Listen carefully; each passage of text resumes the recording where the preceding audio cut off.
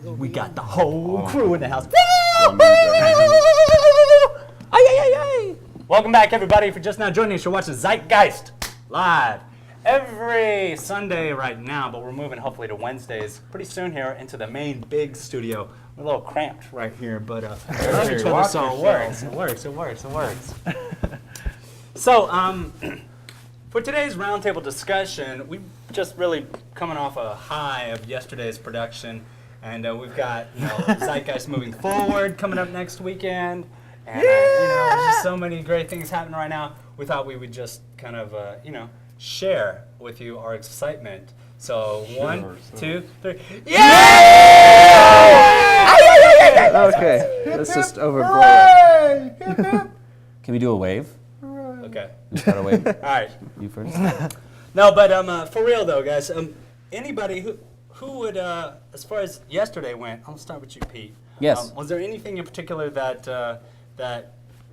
Doug explained or countered with, or actually, let me just say, any thoughts on yesterday's production? Man, if I was in love with the movement before, I'm even more so in love with it now. And just through that dialogue that went on yesterday, I really feel as though the people who were scared to come forward and engage in conversation about this maybe dispelled a little bit of that anxiety, because they know this is an unconditional acceptance kind of movement where everybody's views and questions and opinions are welcome because of that level of transparency it's trying to achieve. Yeah. And I think Doug really opened that doorway for now libertarians, who really follow and listen to John, because John's got an amazing freedom message. Yeah.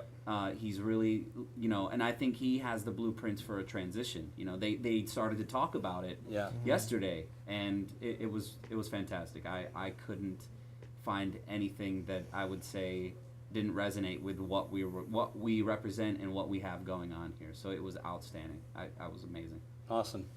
Ryan? Yeah, both guys made great points, and as Pete said, it started to come together there at the end, a sort of a merging of the minds. It did. It did. And I can really envision a transitional monetary paradigm where the money is invested in opportunities and better technology that obsolesces the need for money at all. Mm-hmm. At the end of the transition, we'll just be doing what we had been doing, except you've gone to the market now, and food has gotten cheaper and cheaper and cheaper, and now it's free. Your rent has become cheaper and cheaper and cheaper.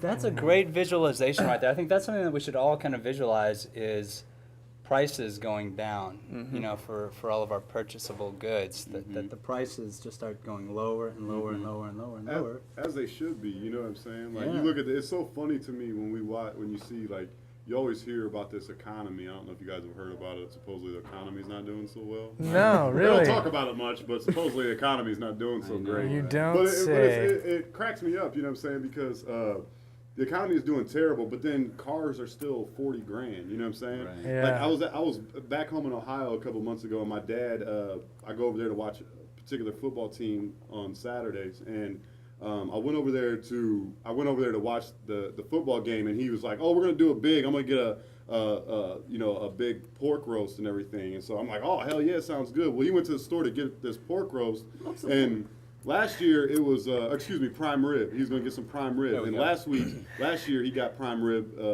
and it was like $30 or $40 for this big loaf or whatever. Well, then he goes back to get it.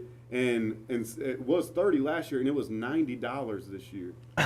In 1 year, okay? Wow. We're talking about less than 12 months, maybe like 11 months and some change. Yeah.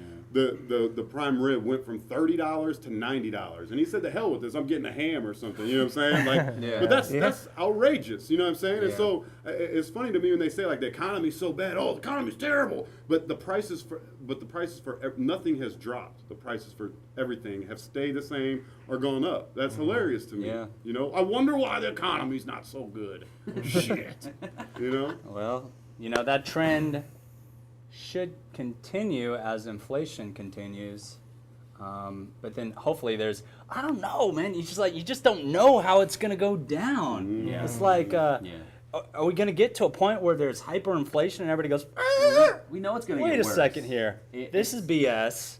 It doesn't have to be like this. Money isn't real. It's not giving us, it doesn't power our cars. We can't eat it. We can't drink it. We can can't burn it. breathe it. We can burn it. Burn it for fire. But you know what I'm Fire. saying? Like, at what point is this going to happen? And then I guess as, John would say or something like this, we come to like a sound money system or to where the market starts to dictate, price, and then from there we can start to, as you said, invest our monies and our resources into technologies that can produce abundance collectively, because we all agree that this is the most logical direction to take for us here on Earth. Yes. And how will this happen?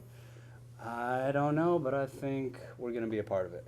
And I think libertarians have, most of the people out there have a libertarian type view. Agreed. They want the government to get away. Yeah.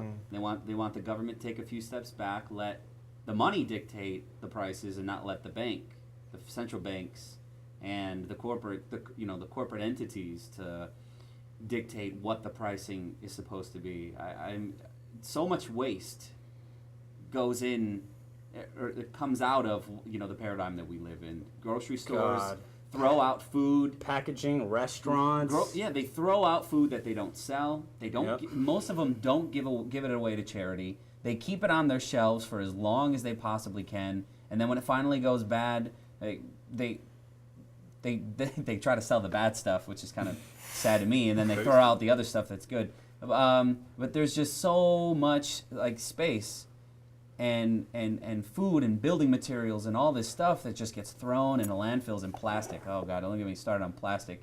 But we have ways to minimize all of that. But I just think we can make things so much more efficient, and that's what we're trying to do. We're trying to talk about those efficiencies and the way to automate things so you and I aren't having to, engage in this, I'm making stuff for the public, but now the whole public relying on my backbreaking work for me to provide a service. I think people will welcome engineers coming forward and saying, we would like to figure out a way to automate your job completely so you can live a free 100% unemployment lifestyle and still have food and your home and your entertainment and your means you're learning to and you're creating.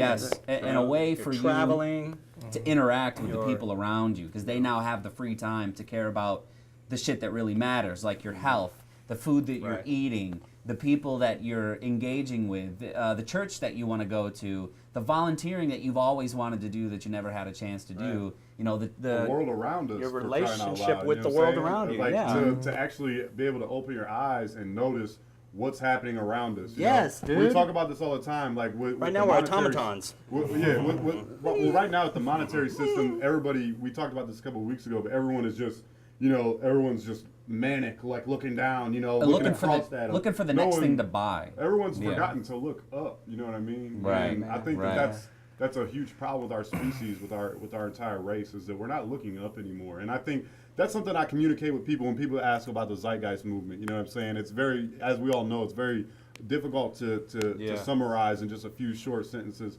But that's kind of one of the things that I say is just like, it allows us to focus on things that are actually important to our species.